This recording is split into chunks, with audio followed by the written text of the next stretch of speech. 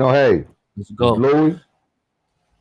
Yeah, how you doing, brother? It's definitely the Cloud Chaser TV, man. We back up in this thing again, man. We got a special episode up ahead today, man. We're gonna talk to some brothers, man, from California, man.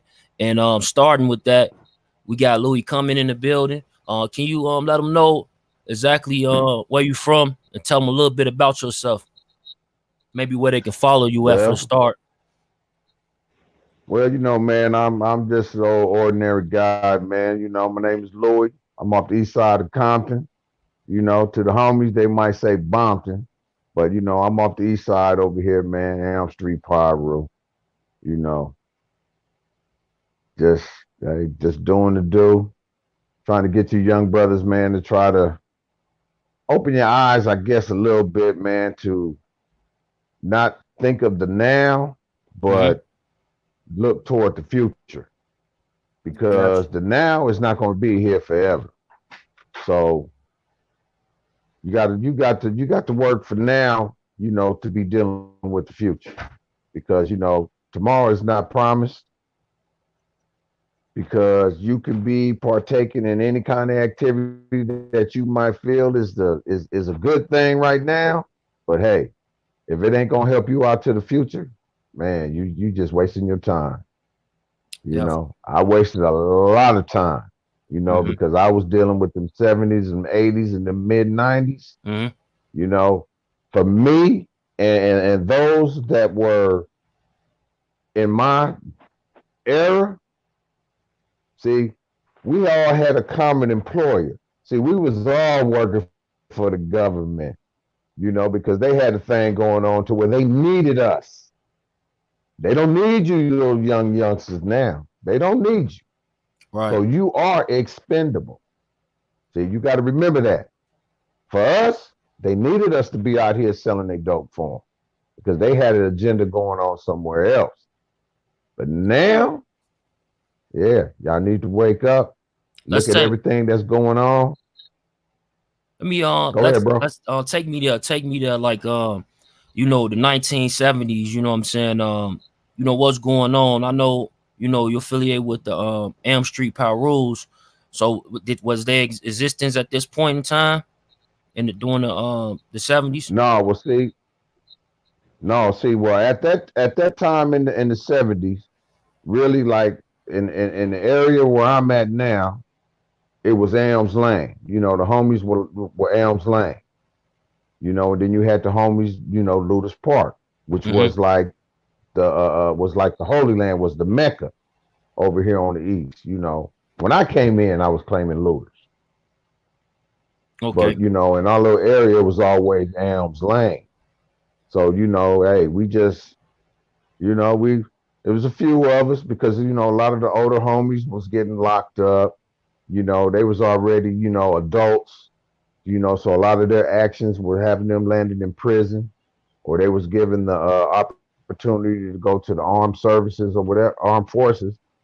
So a lot of the bigger homies were being taken away. So here you are, you got us little 13, 14, 15, 16-year-olds out here, you know, to fend for ourselves. So at that point, there was some older home, some because I was only like 12, but then you had the ones that were like 15, 16. And we just decided to come up with the Elm Street. We decided to change our little shit to Elm Street Pyro, and it made some of the bigger homies from the park, kind of upset. Mm-hmm. But, it was only a few of us, man. And at that time, we were dealing with them Santanas right across that Santa Fe from us. And, they were like super deep. And it was only a few of us, man, left to like kind of like hold this little area down. So we was like, man, hey, it's Elm Street Pyro. So it took a little time for it to actually grasp.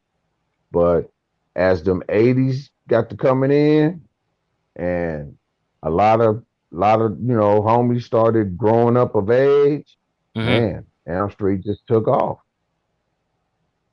Gotcha. So So like going that's into the pretty much.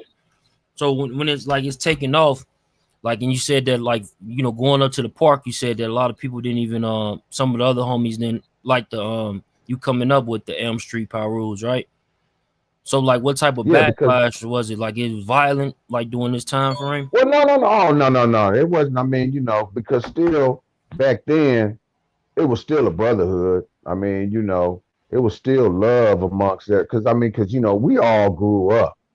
It's not like you have people that might have moved into the neighborhood and got to know each other. Everybody, from elementary, on up, we grew up together.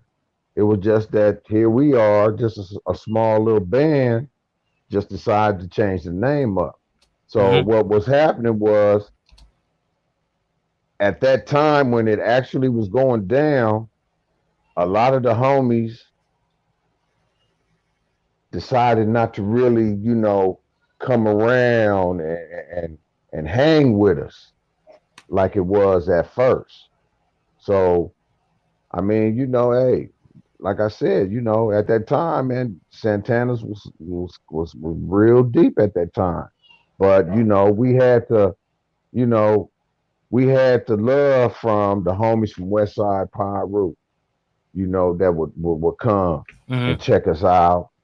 You had the homies from Lime Hood who would come and and little missions or whatever might take place or whatever, but it was enough to to keep things intact to where it wasn't like we were being overran or anything like that. See, a lot of people don't know that. We had love from other neighborhoods, man, because at that time, man, it was only a select few. Yeah, you can have a lot of people that claim your neighborhood. Now, I'm not just speaking, for my neighborhood, but I'm just in general. You can have a lot of people claiming your neighborhood, but everybody might not be with that malicious kind of action that can probably hey keep other malicious people from doing their little things to you. So yeah, we had other neighborhoods, man, that used to come and hang with us, man, that were like that was like a supporting hand. So I always loved them for that. you know 2020, you got neighborhoods going at each other.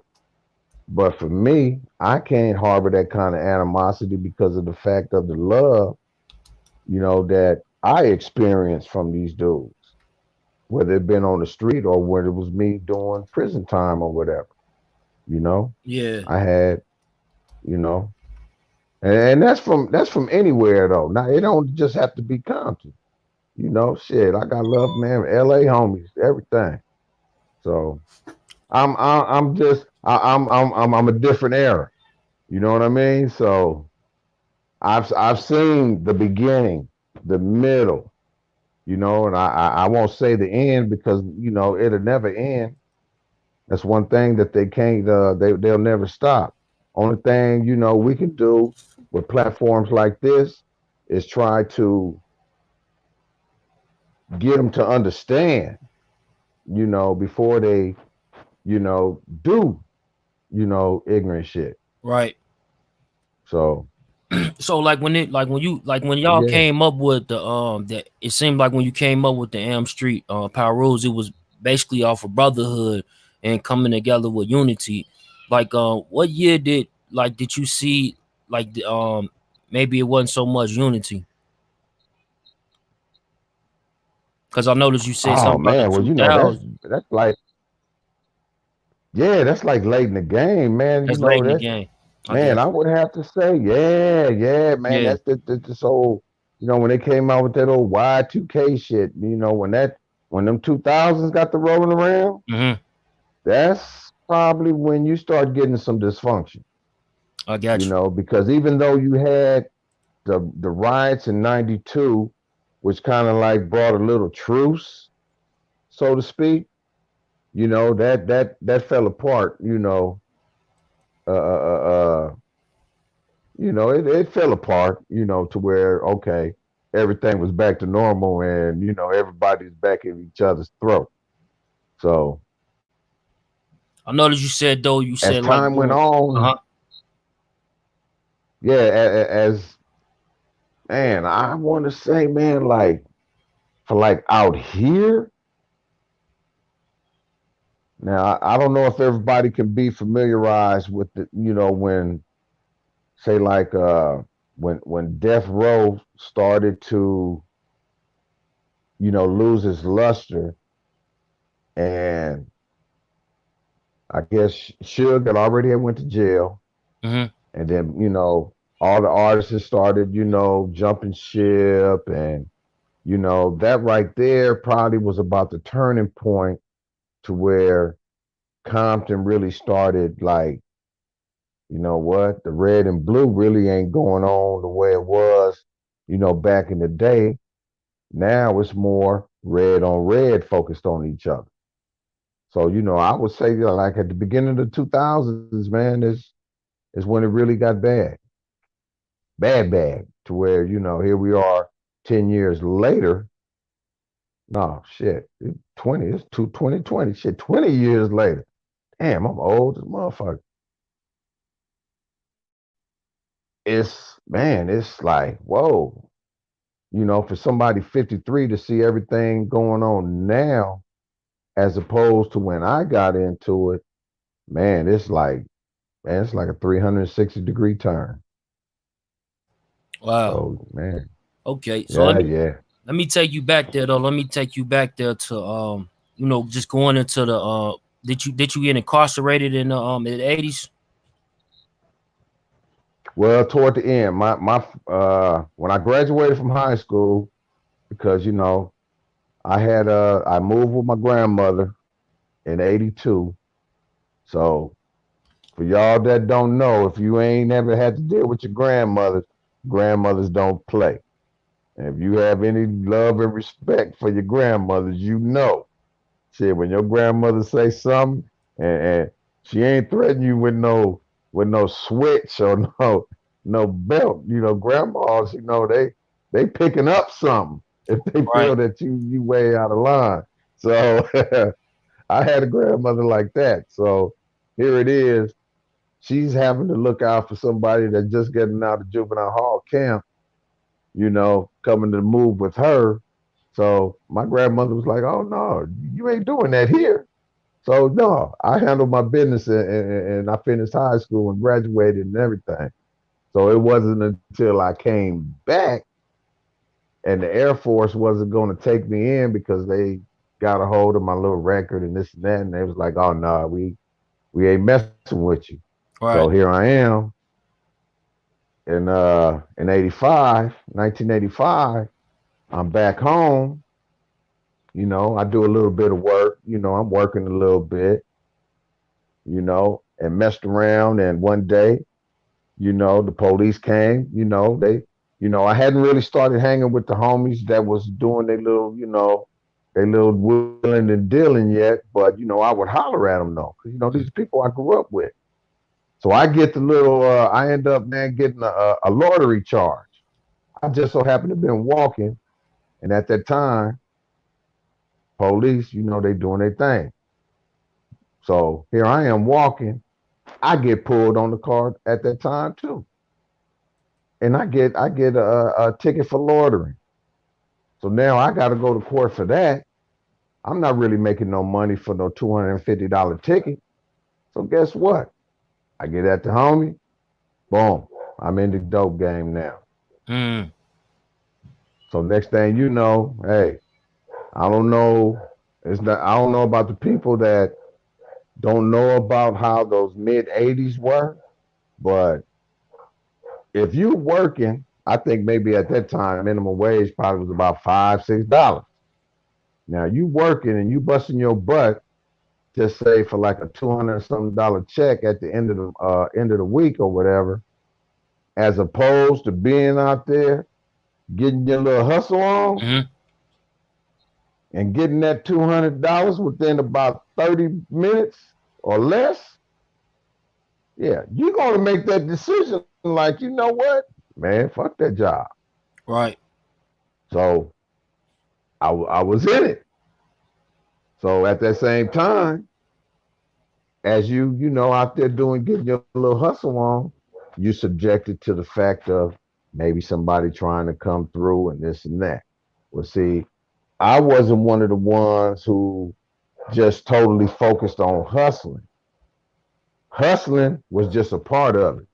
For me, I was a gang banger who just so happened to hustle, to put a little bit of change in my pocket or whatever. And all that, it just came back. Everything from when I was younger, before I left to have to go move with my grandmother, all that came back, and man, riding around with the guns and shooting out your car and all that was in effect. All of it. So like this, So this let me So like during this time, this is like the beginning of the crack era, correct?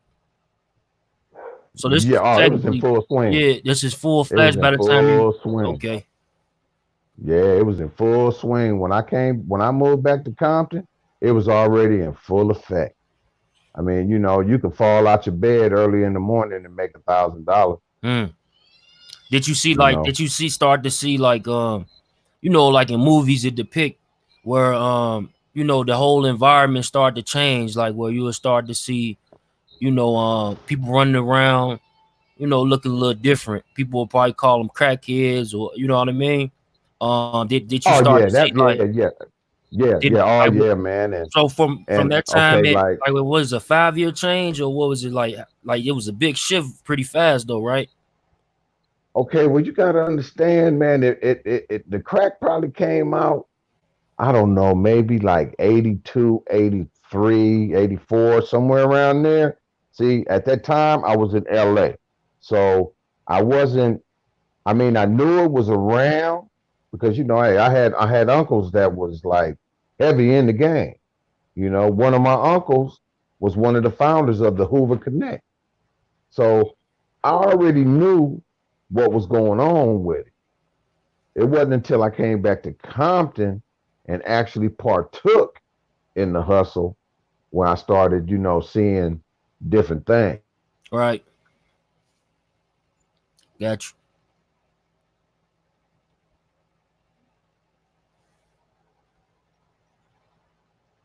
I think you got you froze there. Hold on, let me see.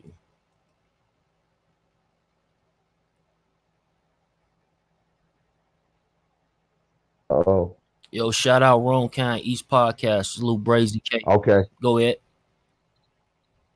Yeah, you back. You Okay, back. yeah. So it wasn't until I came back where I started seeing some of those little fly females who might have been, too good for a brother in school and stuff like that. Now, these are the ones that's coming to get this from a brother,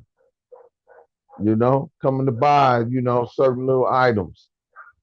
And you like, man, performing, little sexual acts for favors and all that old kind of stuff. So yeah, I started seeing a change instantly when I came home because the change was already in effect, you know. And as over the years, you started seeing, homes that were black owned being lost, Wow. homes being lost. These is homes that probably should have been going down to their kids or whatever. Right. But no, these homes is being wiped away. Next thing you know, boom, the property being bought up by Hispanics. So that's where you started to get the whole little flip flop. So by the time the '90s rolled around, what what what was once a predominantly black neighborhood now is probably 60-40 in favor of Hispanics in the neighborhood. And then as time went further and further, man, it probably went to 80-20. So yeah, I definitely saw the effect of it as it started taking its reins and you know and that whip got to whipping on everybody. So And yeah, like man, it was the whole thing. I didn't know, like during that time you said that the Hispanics started to move in and start to buy property even back then. So When Yeah. they was it any backdraw when they started to come in these neighborhoods? Well, I can't speak for like other neighborhoods, Mm-hmm. because I was pretty much focused on home. So as they would come in, nah, we didn't. I mean, because here in my neighborhood, we had a whole lot more to focus on than say somebody coming and move into a house. We didn't have that, that hindsight to be like, oh no, we got to keep them out the neighborhood. See, we wasn't like that because we were dealing with so much and so many neighborhoods wanting to come through here and knock everybody down. So the people moving in, no, that wasn't a concern. Unless they had, say a knucklehead kid or whatever who might have been with some other type of little activity to where, he wanna speak out against the neighborhood or something, then you had a problem there. But other than that, nah, we wasn't really tripping on, say one house being lost by a brother and sister to a Hispanic. Gotcha, Yeah, so gotcha. So like when it's like now we going into the 90s, what type of relationship do the Elm Street Pirus have with the community at this point? Like we'll go into like say, go into the mid the late 90s. all right now. 90, okay. I'm gonna go to 94. Cause see, you got to understand, once the state of California got their clutches in me in 1987, man, it was hard for me, boy. I mean, I would have times, man, where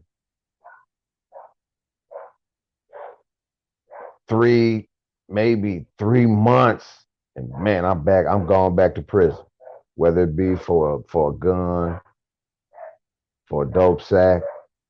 I was one of those ones, man, that yeah, I might parole, man, but I'm back in the mix. I'm back on the block. Yeah, Parole didn't mean nothing. I'm still out here, doing my thing. I'm in the hood. You know, I'm not gonna let them dudes catch me slipping. So I had to have the thumper. I need money in my pocket. So it wasn't until I came home from the last time in 94. I came home off my last little my violation for possession of a firearm. Did a little 12-month violation, and then when I came home, that's when I started getting that mindset. Well, you know what, man, I need to. I'm gonna go find me a job.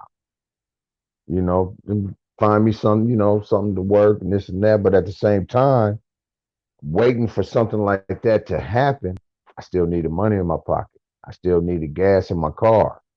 You know, I still needed to, take a woman out, or whatever. So I'm still doing my little hustle. At the same time, I'm like, man, I know dudes know me, they know my car. So I still had that mentality a little bit of I'd rather be caught with it than without it. So in 94, October of 94, I get caught with a Mac 11 in my car seat, hmm. you know. And see, and by that time, I had heard about three strikes, but coming home and being free, I didn't it no it didn't I didn't dawn or I didn't think about it until I'm going to talk to that public defender when I get caught with that Mac 11 that, oh, you got two strikes. Because normally I would have went up in there, man, tell them I take the deal, I take the 2-year deal, and boom, I do that 1 year and I get up out of there. They was like, oh no, I looked on that paper, I saw my name, it said two strikes, No deal. Lots of time. Wow. Exclamation point, exclamation point, exclamation point, exclamation point. So right then and there, I already knew, oh, this is gonna hurt. This is gonna go for, man, I got to fight this.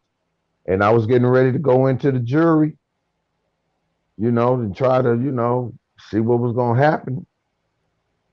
They threw an 8-year deal with 80% at me. And I was like, oh, 'cause I already knew that was damn near like 7 years and some change.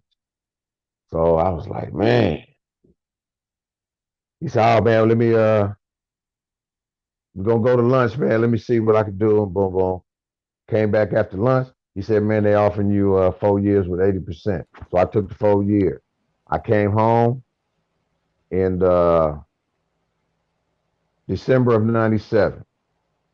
But in between that time of me being locked up for that case and coming home in 97, I lost my road dog. My road dog got gunned down in the gas station. You know, a couple of more homies. So I probably lost maybe about I lost about maybe 3 homies at that time. And then you had the death row thing going on. Tupac get killed, and you know I had a little homie who had got killed prior to that happening to Tupac. See, a lot of people say, oh, Tupac got killed, and oh, Compton went crazy. Oh, no, no, no, no, no, no. It was going It started crazy. way before that. It was Wow. way before that. You see, when they killed the homie in '94, oh man, Southside, Southside's did. Hmm. And when they killed the homie in '94, oh man, that set it that was it was already set off. When that happened with Pac, that just brought in extra elements to go over there and battle dude and them. See, we was already on that. It took something like that to bring in other homies to handle that stuff. Because for a while, I mean, you might have a select few from other neighborhoods on the east side, but the AM, and a lot of people might try to debate me, but they know they can't win because they know I'm telling the truth.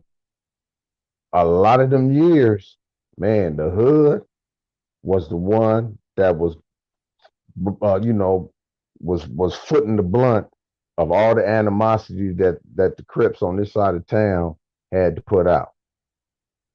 Mm. So so when I came home in '97, you know, I didn't have no choice but to have a new lease on life and a new mentality because they wasn't bullshitting with that 3-strike law. You know, I mean, I just want to change because I was giving these people too much of my time, man, going back and forth to prison. So yeah, I came home. I got married.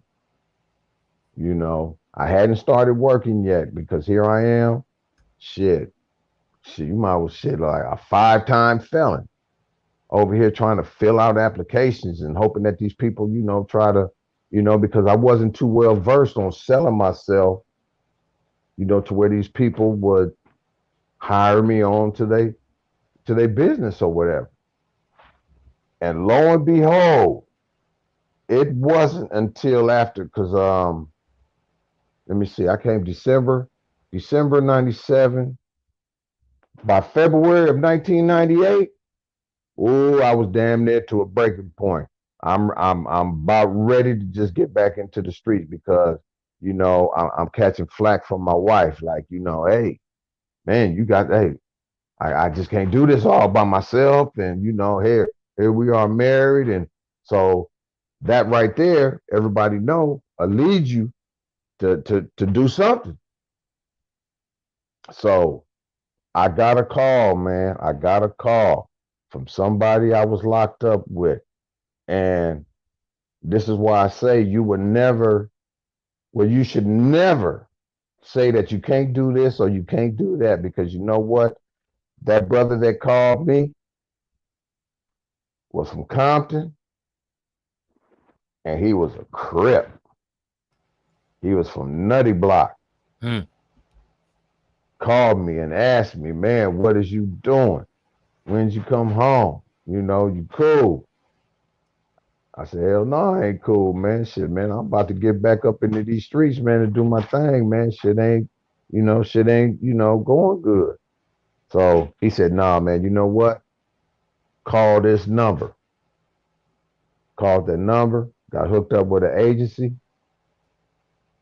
told him, I'm in there, I'm in the agency. Boom. He called his little supervisor, who happened to be one of the big homies from Fruittown, who was the supervisor of the plant at the time, and called me in. So I started working. So I started working February of '98. Man, I started working, doing a little bullshit, loading up pallets and shit like that. But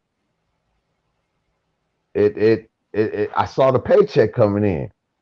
Now, those of us that might have been, in the dope game or whatever, seeing that money coming and doing this and doing that, they can attest that it ain't nothing like, you getting that paycheck that you seeing coming in every week.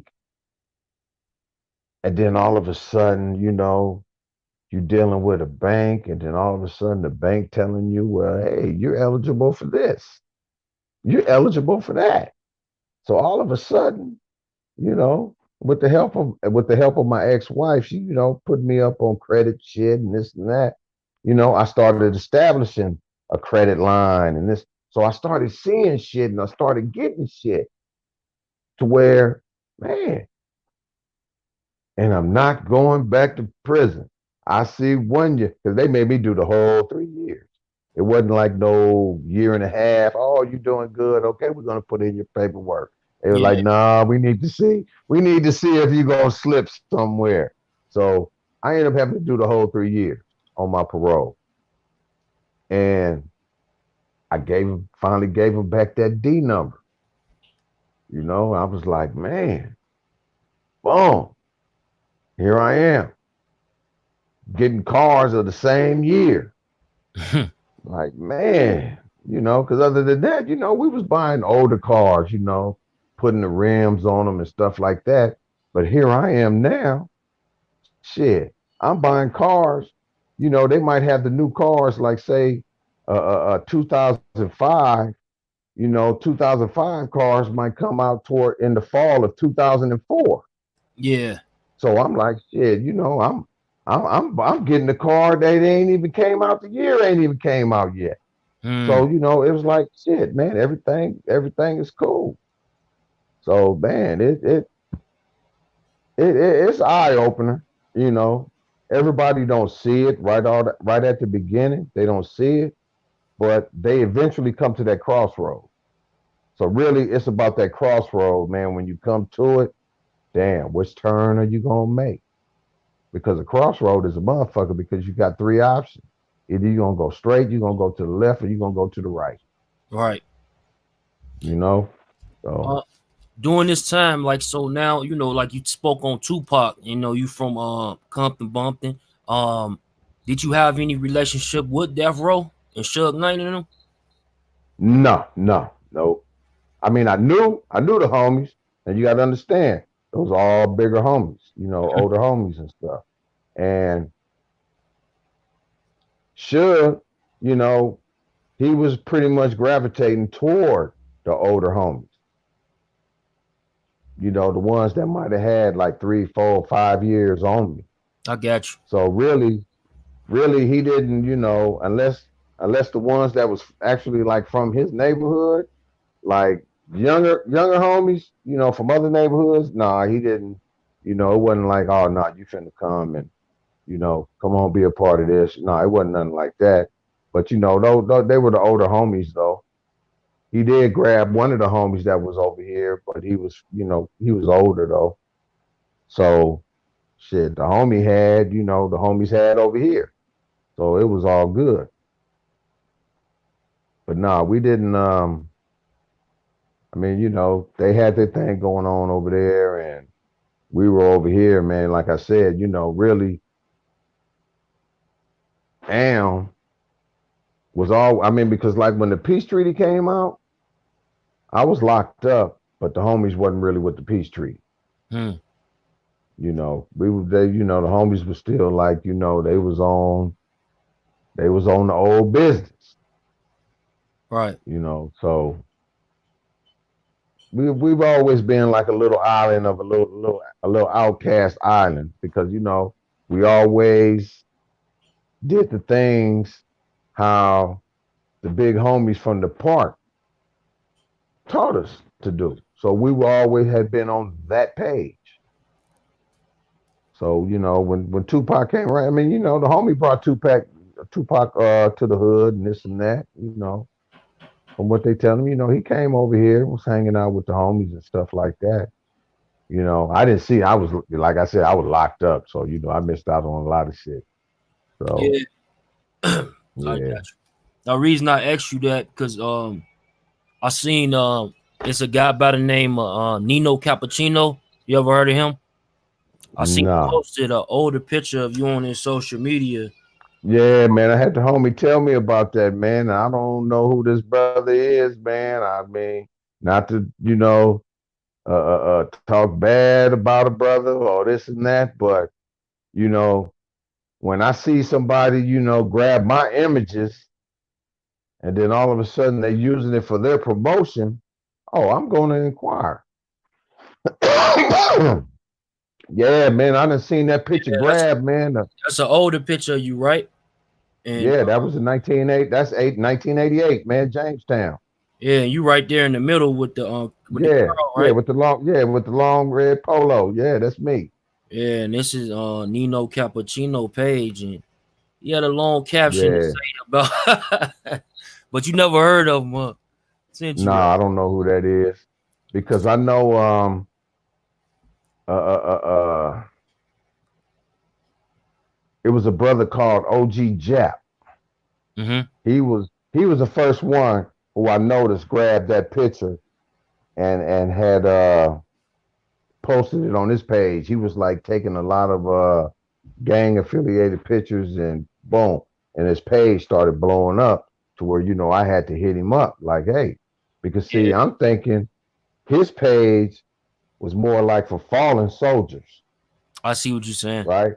So I'm like, hey, don't put me on this. Hey, I'm still here. Right.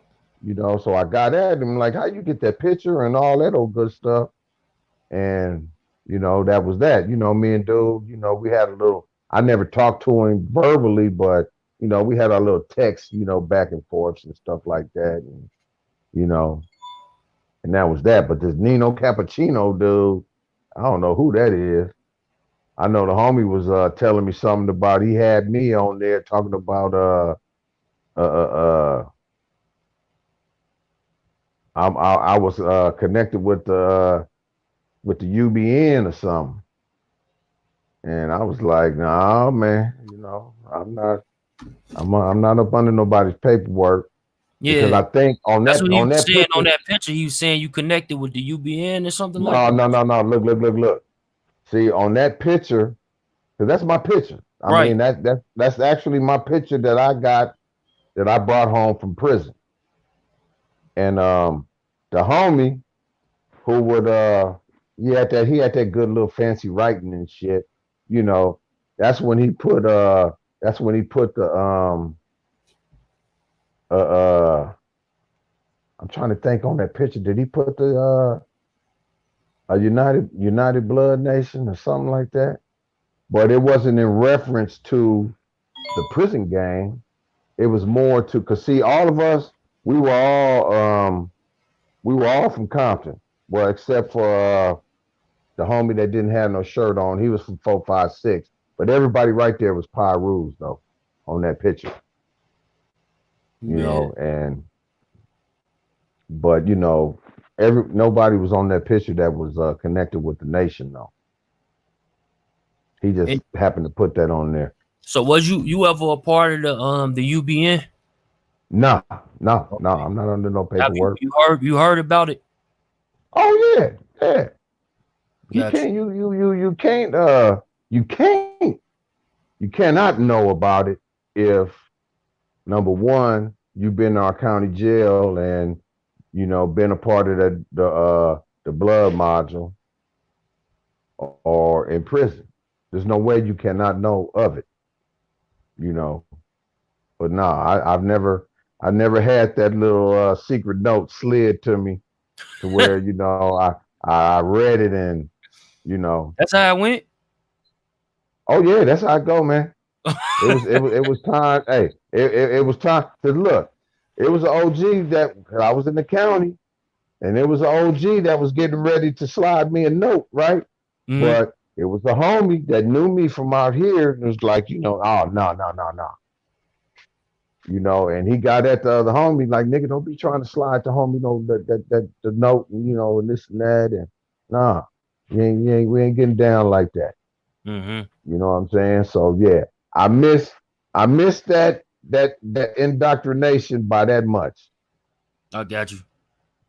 Got you. Because once you get that kite and you read it, Uh-huh. oh, you're a part of it. Oh, that's what. Oh, wow. You Oh, feel me? just that quick. Just that Once quick. once them words lace your eyes, Yeah. oh, you're a part of it. That's deep. You're a part of it. Yeah. See, people That's probably you didn't know, I even. That's right there. You just put us on something because yeah. see, like we hear about it. We hear about it. Like we spoke on Cappuccino, and he spoke a little bit about it. And of course, the big hand of it is in New York. They rep the UBN a lot more.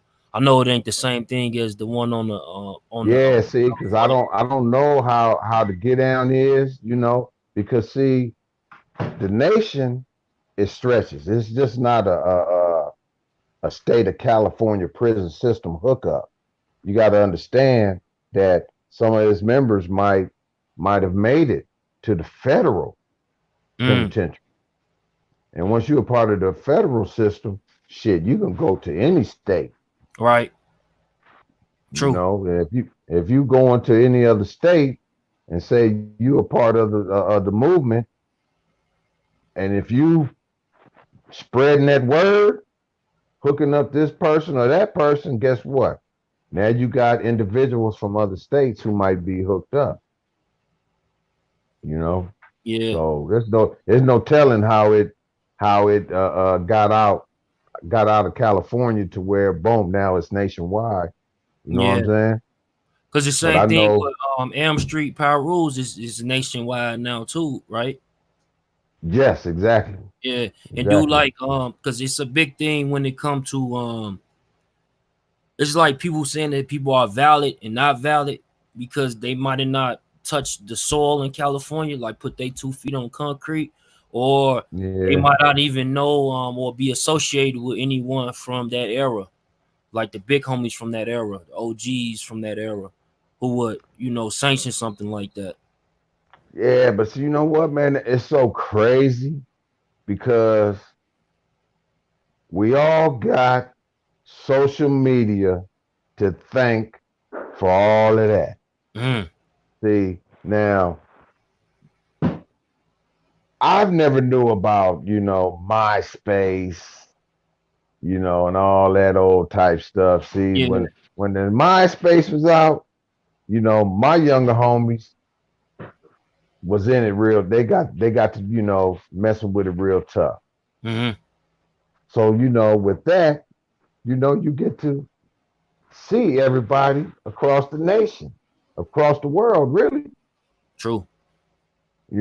and it was already in effect to where my little homies is seeing dudes like claim, nigga, who is you? And all this old type stuff, like claiming my hood. And then when Facebook comes out, and all of a sudden you got these little groups and all this old type stuff, and I get up in there, here I am. I'm in my 40s, mid 40s to late 40s, and I'm looking at these dudes, and I'm hearing, what these, I'm hearing, I'm reading, what these Cali niggas over here doing, claiming a New York set, Wow. talking about my neighborhood, right? And I'm like, huh? Am started in Harlem, and I'm like, whoa. So now I'm in teaching mode now. Mm-hmm. I'm having to put youngsters up on the real deal. Like, whoa, man, wait a minute, what y'all talking about? Oh, and then because they had it real bad because they getting people teaching them Pirus ain't bloods. Like, Yeah, I huh? even heard that too. Like I'm from So Chicago, I'm so I heard yeah. that too. Like So they, I'm reading this. Like, oh no, man, wait a minute, y'all, you guys getting it wrong. mm-hmm. You know, we all. I mean, blood is the tree. All these factions are just the branches off that tree. Mm. And I would have to tell them that, and steadily tell them, like, nah, man, nah. Pirus is no different than Bonnie Hunter, Swan, the homies from the family. Shit, we all bloods. Mm-hmm. We just from a different type of blood. Right. So it was hard though. I ain't gonna lie, boy. It was hard, boy, getting that little message across. A So lot of people didn't want to hear all that, because they already been fed what to believe. yeah, so it's a lot of Now here, reteach. yeah. So now here it is. Now you got older heads getting a part of the social media life that's disrupting a lot of the teachings, man, that people just putting together, man, and filling these youngsters up with, really, I mean, with bullshit. So you I do mean, believe that it is going because I had a few other people on my show before and they said the same thing when it came to this subject. So you believe the same thing? yeah, Mm. yeah, yeah, yeah. Yep. It's not about, it's not about misguiding them. It might be people that might not agree with me, but the gang banging shit, hey, it was a misguided ass fucking, calculation, man, that just went haywire. You know what Mm. I'm saying? If you don't eliminate that white racism that was going on out here in Compton, you probably wouldn't even had the Bloods and the Crips doing what they were doing from the 70s on up to now. Hmm. Once that common denominator was eliminated, brothers didn't have nothing to do but to go against each other. Right. You know what I'm saying? So that that that right there, the government they do what they do, wipe away the Panthers, right? Yeah. And some of the other little black movements to where now you got the young brothers like, damn, what we do next? They try and focus still on that militant movement. But guess what? When that, like I said, that common denominator eliminates themselves from the equation, guess what? You still got these other two little factors left to look at each other now. And Yeah. that's all it takes is one little incident, man. The next thing you know, shit, you got all hell breaking loose. Gotcha. So it's crazy, man. It's a cold game. It's America. It is what it is. So But like what you like, okay, like now that you know what you know, and we going into 2020 and what's going on when it comes to gangs, when it comes to different bloods across the United States, let alone the world, and yeah. what they stand for. Do you agree what they stand for today in 2020? Okay, now I didn't fully get because it was that little break Yeah, in the stream. I said So you basically, might have to repeat it. I got you. I said that basically in 2020, like what you know and everything that you have been through in 2020, the way the bloods move now, the No, way. wait, hold on, mama. Hold on, mama. Hold on. Oh man, my mom just popped up on me. No Let me go problem. out here, man. Hold on, mama. I'm talking right now, mama. Hold on. Give me a second. Give me a second. All right. Oh, Yeah. So all right. like Come on. All I right, go said, ahead. so in like in 2020, you knowing what you know and you been through it, you've been through what you've been through. And in 2020, do you feel like the way the bloods represent themselves like across the country, let alone the world today, do you feel that it's a good way to represent? Like Oh you agree, damn, boy, with it? that's a good ass question. Oh shit. Let me see, man. Hold on. I gotta think on that one. Oh man, that's a good ass question. I mean, because if you look at I mean, because it's not really about. I mean, because you got some homies that that's in the music industry Hmm. doing what they do. Um, I mean, it's almost like you got two. It's almost like you got two fronts. It's like the music industry, and then you got the streets. See, and as the two try to coexist, you get certain little rifts going on. So it's kind of hard, because as you having this this nationwide movement now, everybody wants to be the top dog or whatever. I don't know. I don't get myself caught up in all of that, Hmm. but it's all about, man, the teachings that these individuals, pass on to the younger ones.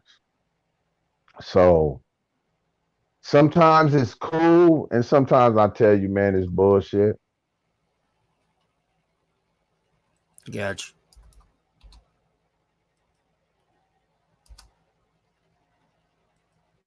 So updating that right quick. Yeah. What was I can't hear you.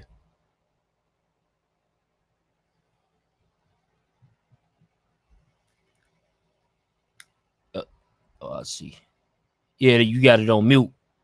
See. Can you hear me now? Yeah, I can hear you now. Oh, okay. Oh, my bad. I think I had accidentally hit the button down there. But yeah, man, if if if I can correct a wrong that might have, been spread to the younger cats, then that's what I do. I don't go on there trying to bad mouth nobody or try to discredit someone. I just, man, I just try to keep it real with them, so they'll have a real understanding on this that they're trying to partake in. Because like I said, you got brothers that's in the streets that's with the full business. You got brothers in the streets that's not with the business. Then you might got brothers that's doing their thing, on a positive tip.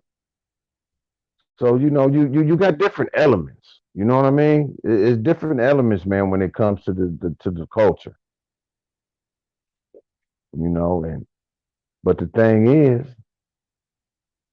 you're not going to be able to partake in all elements of the culture as you grow, and as your mind grows and everything. You might have kids.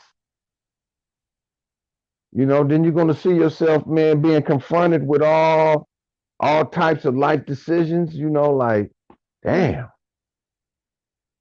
do I go over here to go shoot these dudes up, man, and Or do I go over here, man? My little 4-year-old son and shit, he needs to learn how to pitch a baseball or shoot a basketball. What do I do?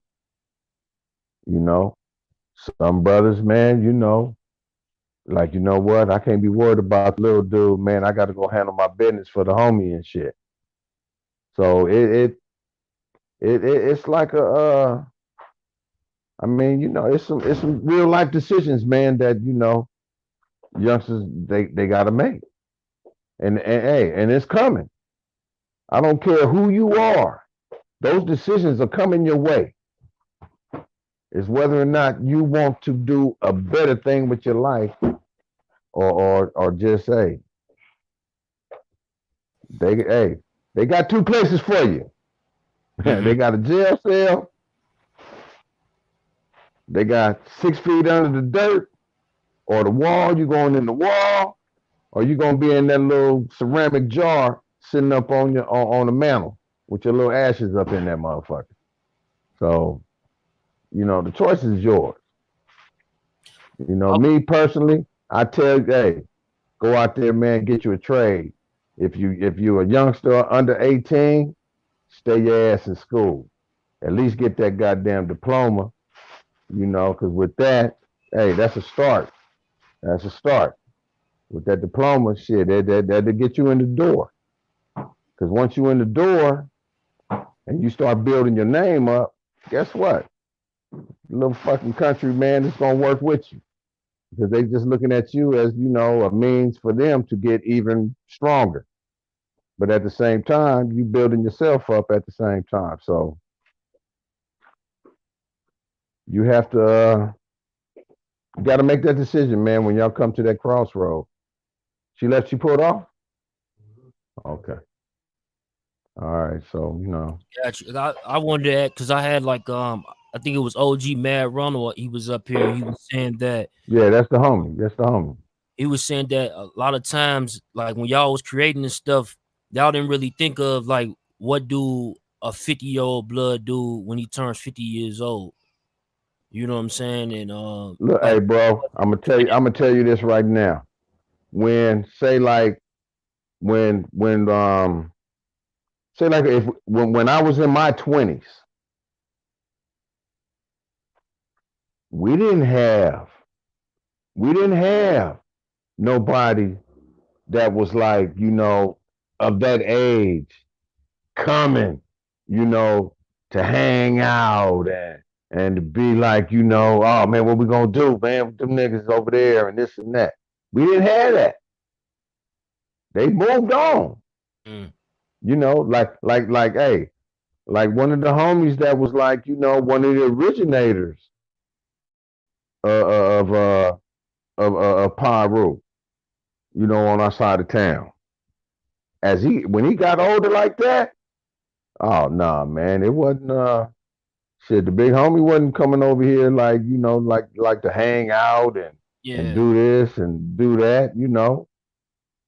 So here I am in my 50s. I still live in the hood, so I see everything that goes on. So naturally, I'm ear to ear with my young cats, and it's almost like shit.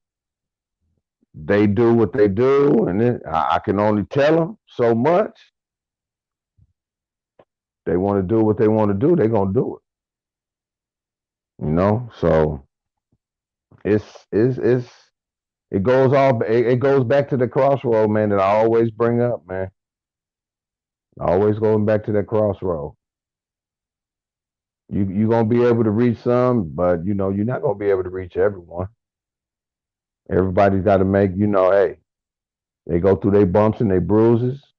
Them hard head make soft asses. Everybody got to deal with it. Just look at me, man. Look how many times it took for me to go in and out of prison for me to make that decision. Like, you know what? I'm not going back. Fuck that shit. These motherfuckers are always getting me with guns and with a dope sack. All right, let me eliminate that to where, okay, motherfucker can't fuck with me. So, man, it's a cold game, man. You know, it's a cold game. No, I understand. I understand. So, man, I really appreciate you, you know what I'm saying, blessing my platform, man. Is it anything you want to leave the people with, and like where they can find you at, and hopefully I can have you up here, you know what I'm saying, and have another conversation with you, man, just to start. Well, I ain't gonna lie, I ain't trying to be found. You know, I ain't trying to be found. I mean, but you know, if if you feel you at that point where you might be in the life, but you can see that maybe there's a part of you that might want to, like, man, you know, I need to deal with more serious shit in life than a blunt, a beer, and hanging out on the street. You know, yeah, man. I mean, shit. I'm on Facebook, Louie Morales. You know, just like how it's spelled on there. You know, you see my face. You know, old yellow dude. I mean, you know, you can hit me up, man. You know, I'm not trying to. I don't do no validating. Let's get that clear. By you talking to me, it's not gonna validate you to be somebody who you ain't. So don't even start that. Don't even don't even think about it. Cause man, your battleship will be sunk. So don't even do that, man. I'm just here, man, just trying to, steer brothers in the right way to where, when that decision in life, man, comes to where, you need to do this or do that, then yeah, man, I'll help you. I help you. So hey, with that being in mind, man, I wish everyone well. You know, I wish everybody make it to 53. That means that'll put me at 63. And when you get to 63, hopefully I'm here at 73. So, hey, it's all about getting old, man. I mean, Absolutely. by rights, I shouldn't be here. I mean, I stared down the tech, and the brother couldn't get it to work. He didn't know how to pull that pin up to unlock it off of safety. You know, thank God for that. Me and my homie would have been gone that night. So hey, I know I got my blessings. I got my guardian angels that protect me every day. No, absolutely. Yeah, man. So don't try to hit me up, man, saying that, oh man, I talked to the Big Lou and this and that, and all of a sudden now you the king or wherever you at. Nah, man, it don't work like that. It don't work like that. No, I got you. I understand. It makes sense Yeah, for you to say that too, with everything yeah, that's going on. It makes a yeah, lot of yeah. sense. It's crazy, and it's just the little youngsters, the ones that's being played with. Little youngsters, they want to be loyal, they want to do this and they want to Right. do that, and then they might got somebody that's leading them in the wrong direction. So you So are, it is guys that, like, while we there, it is guys that you saying that could possibly be your age, that's been in the game about around the same amount of time, who who are out there, possibly misguiding the youth.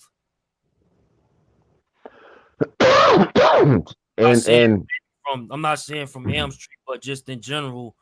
Um, you know, yeah, I would excuse me.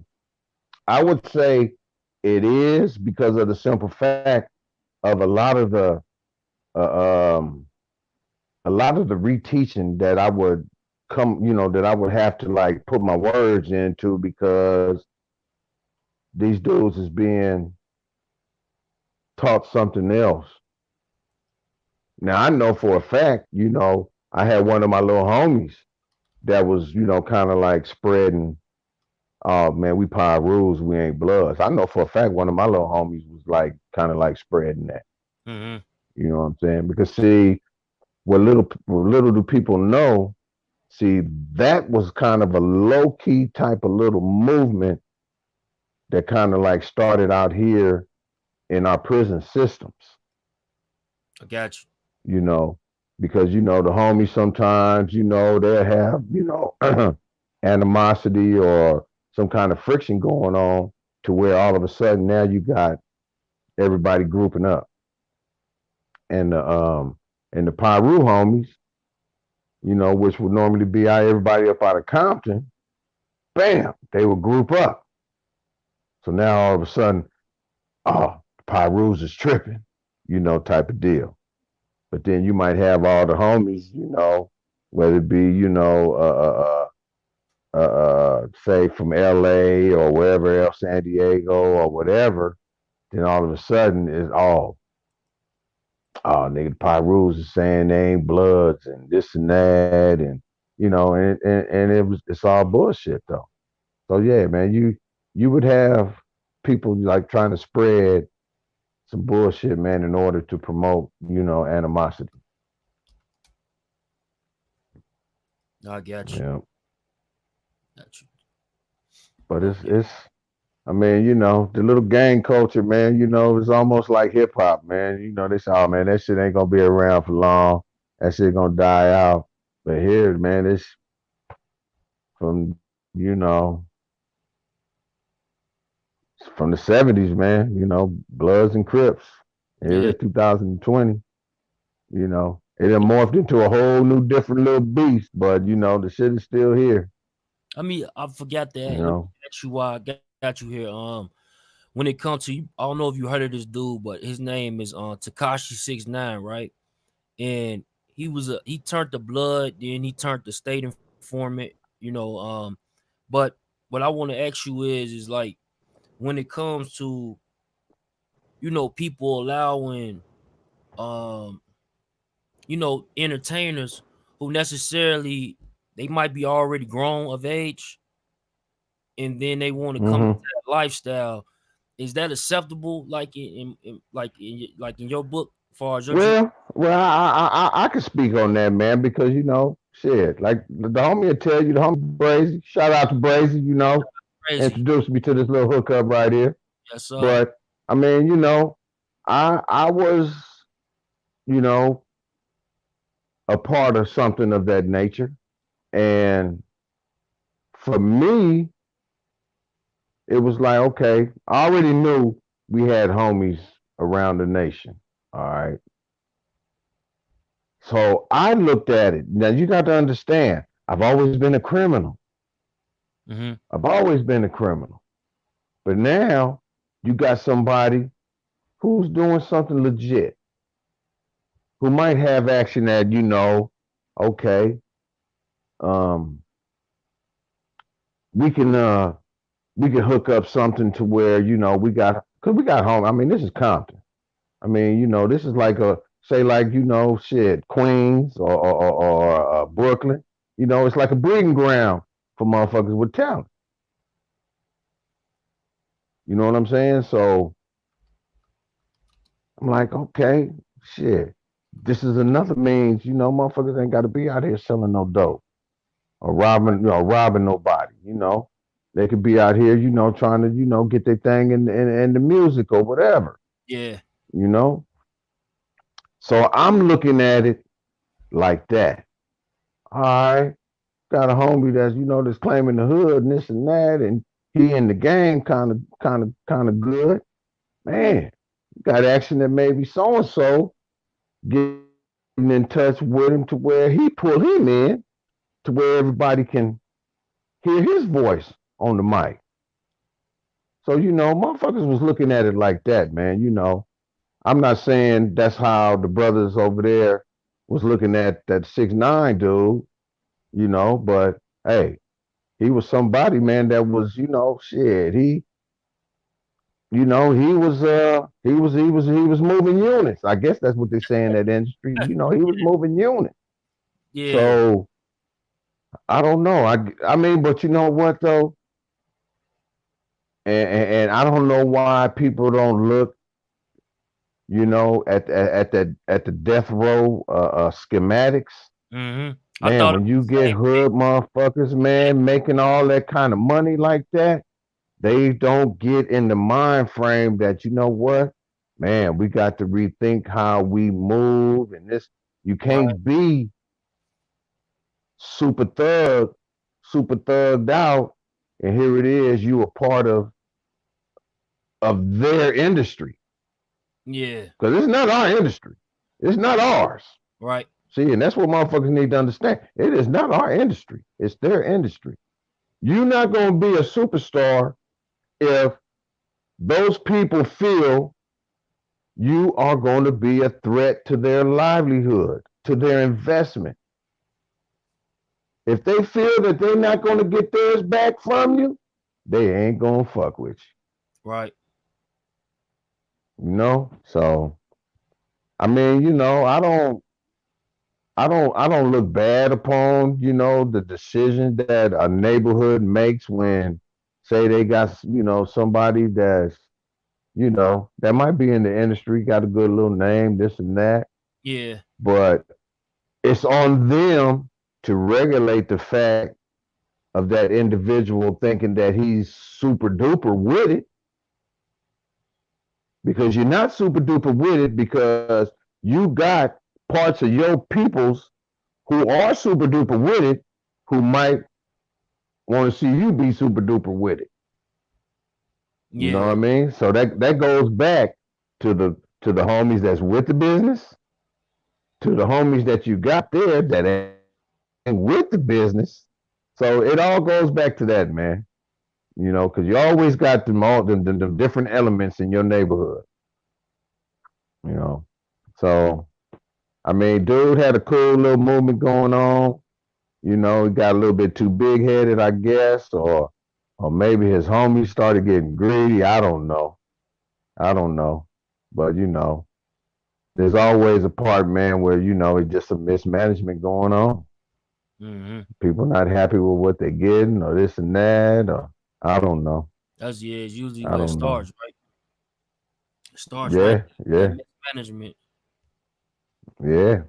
So, man, No, that makes sense. Makes sense what you said. That makes yeah, man. I mean, when you're on the outside, man, just looking in, man, just peeping out the scenes of everything, man, you can just, man, like, ooh, yeah, they going through the death row phase.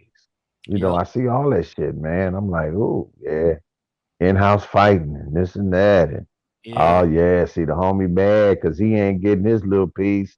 Oh, now he want to trip because he ain't getting what he feel. You know, he should be getting because so and so was getting it, but damn, so and so wasn't putting in work like me. Right. So you might have the super gunner feeling like he ain't getting his right, portion of the plate, so he gonna trip. He know his homies ain't gonna trip on him, Yeah. and he gonna do what he do. And the next thing you know, guess what, man? You done broke the plate. Ain't nobody eating. It's interesting. Like you referenced that to the whole death row thing. What's interesting is that them guys, they actually called themselves the new death row during that time, like with the Takashi 69 thing. They was going around saying Man. that they the new death row, and the outcome is, like you said, similar to the real death. Man. It's deep, huh? Man. And do you know, man, how many? I mean, it probably was about 9 big homies lost their life during that shit out here with that death row shit.